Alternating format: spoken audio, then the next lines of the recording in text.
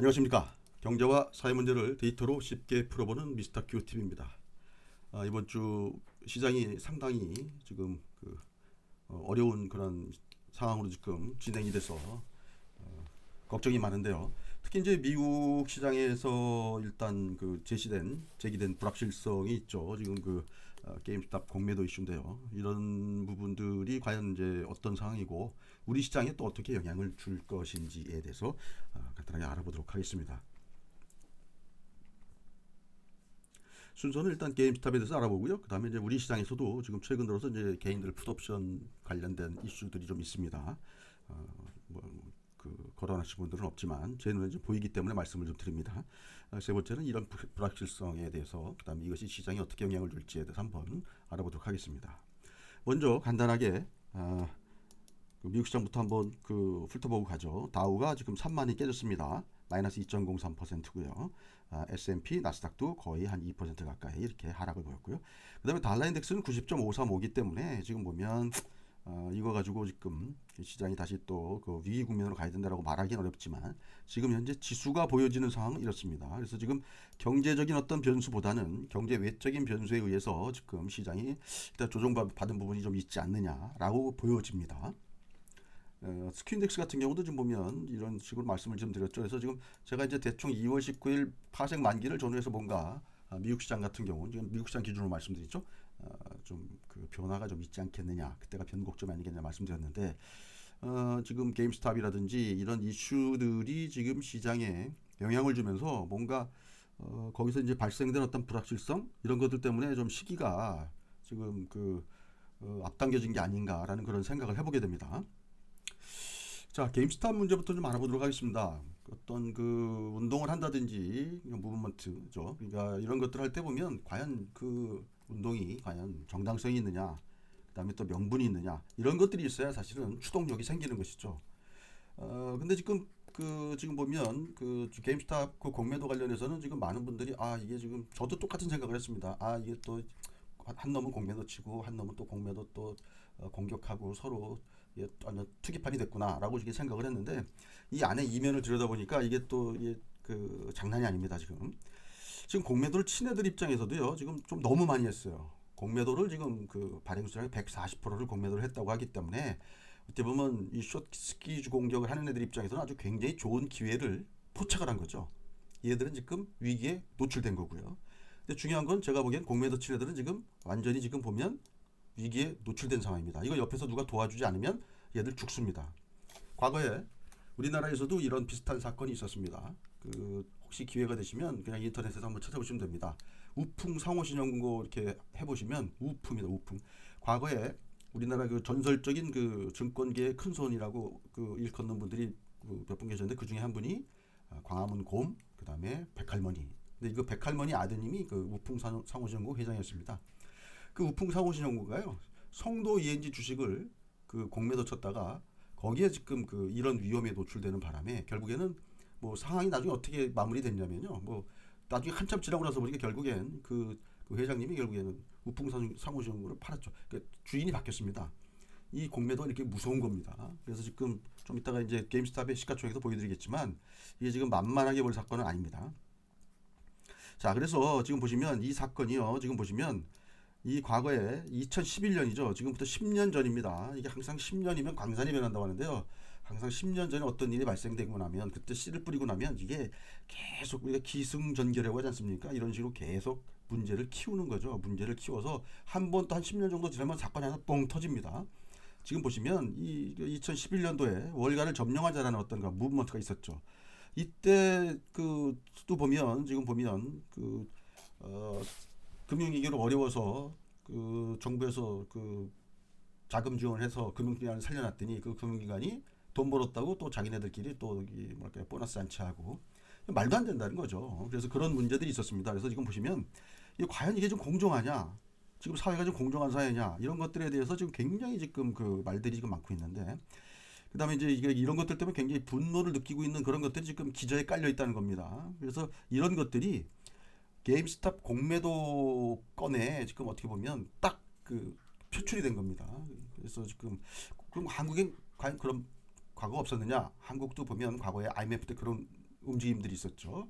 한국에서도 보면 IMF 때 나라의 곳간이 외화가 비어 있을 때 전부 국민들이 금모으기에서 곳간 채워놨죠. 그래서 그 돈으로 결국에는 또 외화도 들여오고 차입도 하고 어쨌든 그래서 공적 자금을 투입한 금융기관을 통해서 또 자금이 배분이 되고 그 배분된 자금이 그 당시 상당히 어려움을 겪었던 재벌그룹들 지원을 하고 그런 재벌그룹들이 지금 보면 우리나라를 대표해서 세계를 뭐랄까요 호령하는 그런 그 회사들로 좀 그 성장을 했습니다. 근데 지금 보면 과연 그분들은 지금 잘 되고 있는데 과연 그 금모기 했던 분들은 지금 어떻게 하고 계시는지 이때도 마찬가지입니다. 미국도 똑같죠. 그래서 지금 보면 지금 뭐 지금 세상을 보면 그 어떤 분들은 보면 아 이게 세상이 비정상인 것 같은데 비정상이 아니라고 얘기합니다. 뉴노멀이라고 얘기합니다. 앱노멀이 아니라 뉴노멀이라고 그런 세상에 지금 우리가 살고 있는 거죠. 지금 또 한 말씀을 좀 드리면은요. 지금 그 게임스탑과 그다음에 그동안 또 하도 그 지적을 많이 받았던 그 비트코인과 이제 비교를 해보면 이 비트코인을 매매하는 사람들은요. 디센트럴라이제이션이라고 하죠. 탈중앙화. 이거를 그들이 기치를 내걸고 있는 그런 그 명분이죠. 그래서 지금 얘들은 나름대로는 자기네들의 명분도 있고요. 그다음에 거버넌스도 있다고 얘기를 합니다. 근데 지금 보면 이 사람들도 보면 게임스탑은 뭐 이게 거버넌스가 안 보인다. 뭐 이런 얘기들을 합니다. 그렇긴 하지만 지금 보시면 백악관, 의회, 감독당국 여기가 지금 다 이걸 들여다보기 시작했죠. 보도된 내용으로 보면 그렇습니다. 근데 이분들 이거 지금 제가 보기에는 잘 좀 신중하게 대처해야 될 거라고 이렇게 보여집니다. 이게 지금 저도 이제 금요일날 저녁에 뭐 시간이 좀 있어서 그 게임스탑 주가를 보면서 게임스탑 주식 사고 파는 사람들이 계속 글을 올리지 않습니까? 그 글을 올리는 글들을 내용들 보면은요. 이게 지금 이게 주식을 투자하는 사람들의 글인가 아니면 이게 무슨 뭐 사회 운동하는 사람들의 글인가 뭐 이런 생각들을 해보게 됩니다. 지금 제가 그랬어요. 지금 보면 투자를 벗어나서요. 지금 약간 이거 사회 운동 또는 어떤 정치 활동 이 정도 수준까지도 이렇게 좀 발전되는 것 아닌가라는 그런 생각을 해보게 됩니다. 여기서 발전되게 하느냐 아니냐 이거는 제가 보기에는 얼마나 기술적으로 당국이 잘 대처하느냐에 달려 있을 것 같습니다. 뭐 예를 들면 우리나라에서도 과거에 보면 그 80년도에 뭐 데모하고 그럴 때 보면 넥타이 부대들이 참여하면은 뭐 그 뭐랄까요 그 변곡점이 온다고 얘기하지 않습니까? 그래서 지금 보면 지금 그 멀쩡하던 사람들이 이거 그 게임스탑 그 공매도 공격하는 게 이게 명분이 있어 보여. 그래서 뭐 한 주든 열 주든 뭐 사는 그런 흐름이 나온다 그러면 이거 완전히 좀 세상 이상해지는 거죠. 그래서 이제 한편으로는 보면 게임스탑도 어떤 또 문제점이 있냐면요.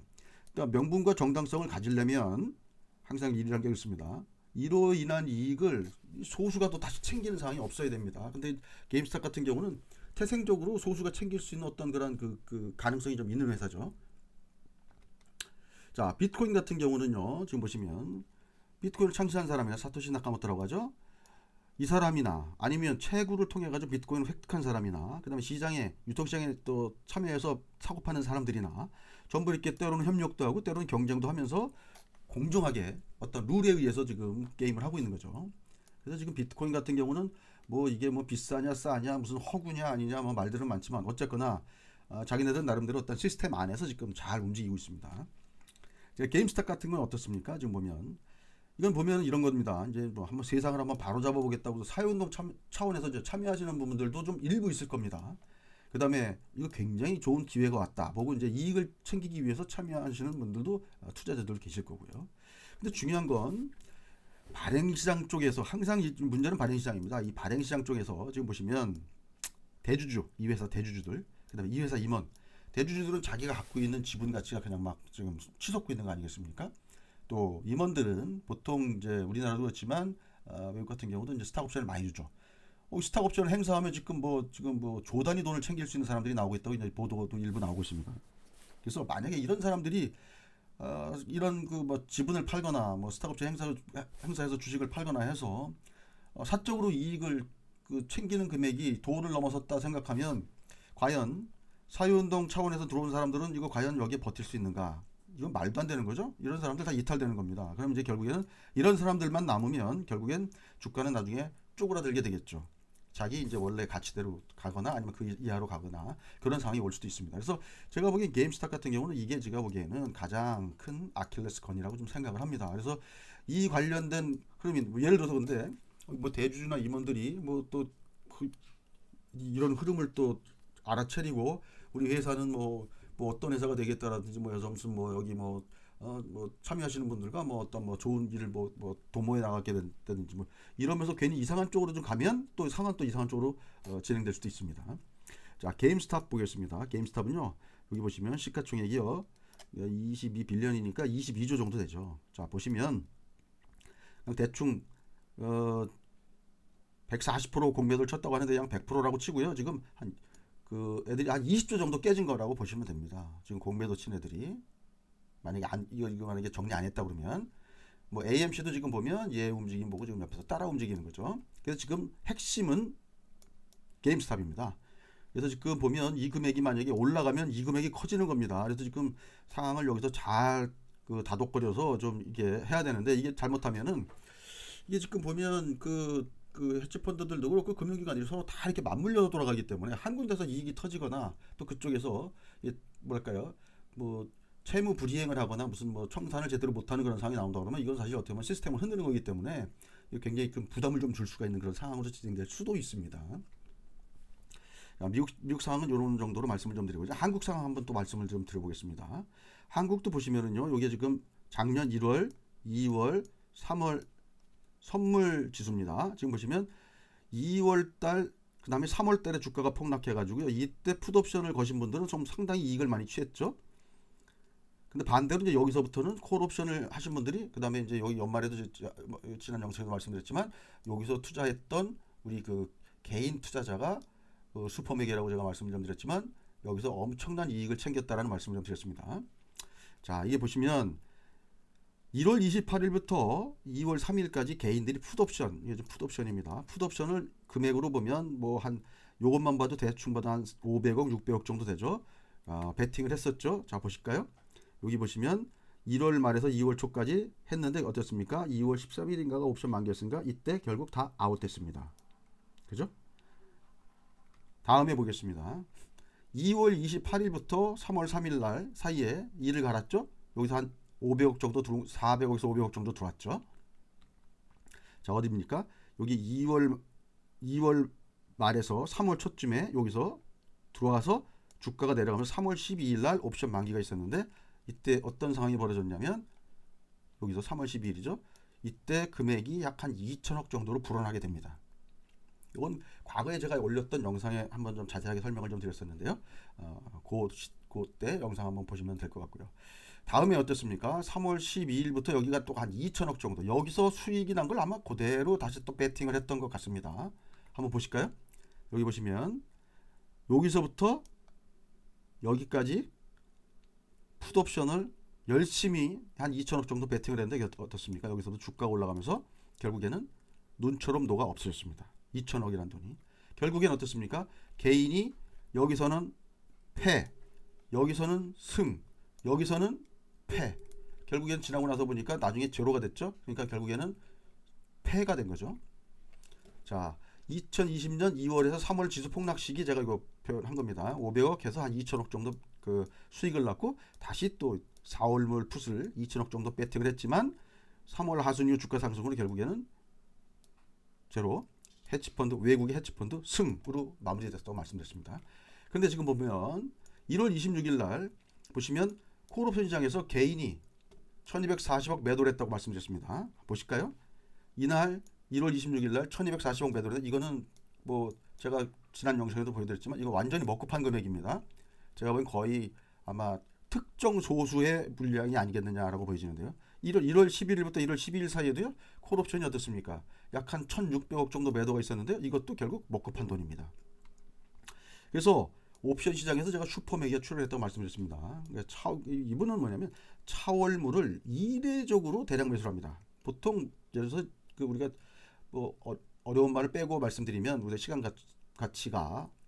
가치가 옵션은 사는 순간부터 시간 가치가 계속 준다고 말씀드리지 않습니까? 그래서 지금 옵션 같은 경우는 이렇게 그 원월물을 그렇게 사는 경우가 아주 극히 드문 케이스죠. 그것도 만약에 뭐 조금 산다면 모르겠으나 그리고 또 합성하는 것도 아니고 그냥 투기적 거래로 그냥 베팅을 한다는 건 거의 뭐 찾아보기 힘든 거래인데 그런 그 거래를 좀 하고 있죠.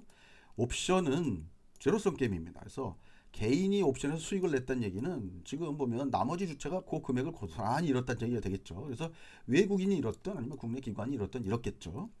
그래서 지금 한국에서도 헤지펀드를 때려잡는 고래가, 저는 이제 슈퍼매기가 아니라 고래가 등장했다라고 봅니다. 자, 우리 그 한국의 고래 선수는, 자, 격투기 경기로 말씀을 좀 드리면요. 1라운드 딱 올라와서 1라운드에 나는 이제 열중샷하고 공격은 안 하고 수비만 할 거다. 얻어맞기만 할 거다.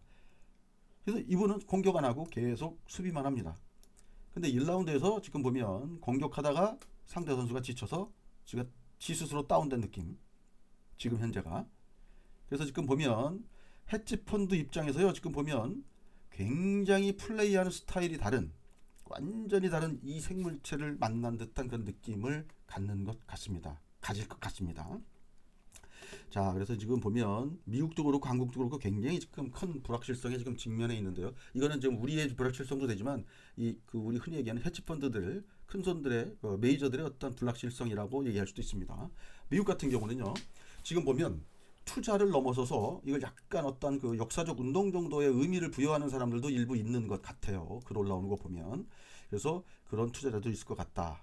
그 다음에 그래서 지금 보면 감정선을 건드리지 말고 불합리한 부분들이 분명히 있는 건 사실이니까 이런 부분들을 또 그 미국의 그 현 정부하고도 어떻게 보면 그 뭐랄까요, 코드가 맞는 그런 내용들이니까 미국 당국이 이런 의지를 보여야 된다고 생각합니다. 이거를 단순하게 탐욕스러운 사람들의 어떤 행동이다라고 이렇게 그 치부해버리고 그런 쪽으로 몰아간다 그러면 이거 봐 또 다른 뭐가 생기지 않을까라는 또 생각도 해봅니다. 자, 그래서 이게 지금 현재 이 그 뭐랄까요, 그 게임스탑 요 공매도 그 스퀴즈 건은요, 지금 보면 그 서양에서 만들어 놓은 민주주의, 그다음에 자본주의, 그다음에 그 얘들이 만들어 놓은 어떤 그 자기네들이 만들어 놓은 플랫폼 위에서 지금 아주 어찌 보면 그냥 그 큰 문제 없이 돌아가고 있는 상황입니다. 지금 얘들이 지금 뭐 일부 뭐 불법적인 요소들은 좀 있을지는 모르겠지만 큰 틀에서 보면은 지금 현재 뭐 근간을 흔드는 어떤 그런 거는 아닌 거거든요. 그래서 지금 특히나 지금 요즘 만들어 놓은 그 사람들이 얘기하는 그 뉴노멀 시스템에서는 문제될 게 없는 상황입니다. 단지 이게 문제인 거죠. 버그가 발생됐습니다. 지금 시스템에. 어떤 버그냐? 금융 강자, 메이저가 항상 이기고요. 마이너는 항상 져야 되는 시스템입니다. 그죠? 근데 지금 금융 강자가 손실 보고 약자가 이익이 나는 그런 버그가 발생된 상황입니다. 일시적으로는 있을 수가 있는데요. 이게 지속되거나 아니면 또 커지면, 금액이 커지거나 아니면 이게 반복되거나 지속되면 이거는 버그가 좀 문제가 있는 거죠. 한국에서는 어떤 버그인가 한번 보시죠. 파생시장, 특히 옵션 시장에서는요. 외국계 헤지펀드가 항상 따고 한국의 개인 투자자는 항상 잃는 것이 상수였습니다. 근데 작년에 잠깐 3월 만기에서 한번 그런 일이 있었다고 말씀드렸죠. 그렇죠. 근데 올해는 어떻습니까? 중요한 게 연속입니다. 연속 2개월 동안 그 메이저들이 만든 어떤 그런 그 파생 시스템 하에서 본인들이 지금 2달 연속 잃고 있는 그런 버그가 발생된 겁니다. 그래서 일단 그들 입장에서 보면, 여기까지 딱 보시고 그들 입장에서 보면 미국도 그렇고 한국도 그렇고요. 지금 이 버그 상황을 이 디버깅 해야 되거든요. 이 과연 어떤 식으로 디버깅을 할지 고민하는 시기가 아니겠느냐는 그런 생각이 좀 듭니다. 뭐 지금 예를 들면 우리 애들이 나가서 얻어맞고 들어온 거죠. 그럼 이거 지금 과연 얻어맞고 들어왔는데 이거 그냥 애들 그냥 치료만 해주고 말 건지, 아니면 얻어맞고 들어온 애들 어떻게 가서 한번 좀 손을 봐줄 건지, 내지는 뭐 그 앞으로는 이런 일이 없도록 어떻게 할 건지 뭐 등등 고민하는 시기가 된 거죠, 종합적으로. 그래서 근데 이제 이 부분은 아까도 말씀드렸지만 잘못 접근하면 또 다른 형태의 어떤 무브먼트가 발생될 가능성도 있기 때문에 이거 잘, 제가 보기에는 이 부분은 제가 보기에는 어떤 그 이런 금융업계도 업계지만 여기 좀 아마 당국들도 좀 아마 이거에 대해서 고민을 좀 하는 그런 시기가 아니겠는가라는 그런 생각을 해봅니다. 그래서 우리는 어떻게 접근했으면 좋겠냐라는 말씀을 드리면요. 일단 환율이라든지 금리라든지 우리가 뭐 계속 지켜보고 있었던 어떠한 그런 그 데이터들은 지금 보면 아주 급속히 악화되는 흐름이 지금 현재는 아닙니다. 뭐 물론 조금 뭐 좀 그 뭐랄까 불안하거나 불리한 쪽으로 움직이는 것도 있긴 하지만 이런 것들이 막 악화된 상황은 아니라고 보여집니다. 하지만 지금 이런 불확실성 때문에 지금 보면은 그 메이저들 입장에서 보면은 좀 지금 보면 시장을 좀 관찰하고 고민하는 시간이 좀 되지 않겠는가 지금은. 어떻게 좀 전에 말씀 어떻게 지금 이 사건을 이 상황을 좀 대처할 것인지 아마 관찰하고 고민하는 시간이 좀 필요하지 않을까라는 그런 생각을 해봅니다. 요 시기에 과연 이제 우리가 어떻게 해야 될지 한번 고민해봐야 되는데요. 지금 이 시기에 이럴 수도 있습니다. 이미 이제 시장에 들어와 있는 유동성이 많기 때문에 이 유동성이 지금 어떤 쪽으로든지 수익을 찾아서 움직일 가능성이 또 하나 있고요. 나머지 하나는 또 이런 것도 있을 수 있습니다. 주가가 좀 내려가면 지금 최근에 우리도 지금 엄청나게 지금 우량주들을 지금 사들이고 있지 않습니까? 개인들이 이런 움직임이 과연 이제 그 앞으로도 계속 일어날지 좀 더 지켜봐야 되겠지만 중요한 것은 일단 포트가 일단 가볍게 지금 만들어진 분들은 그 상태를 좀 유지시키는 게 좀 좋아 보이고요. 그래서 지금 만약에 좀 아직까지 좀 그 뭐랄까 포트가 좀 헤비하다 생각되면 뭐 기회가 오면은 조금 좀 라이트하게 좀 만드시고요.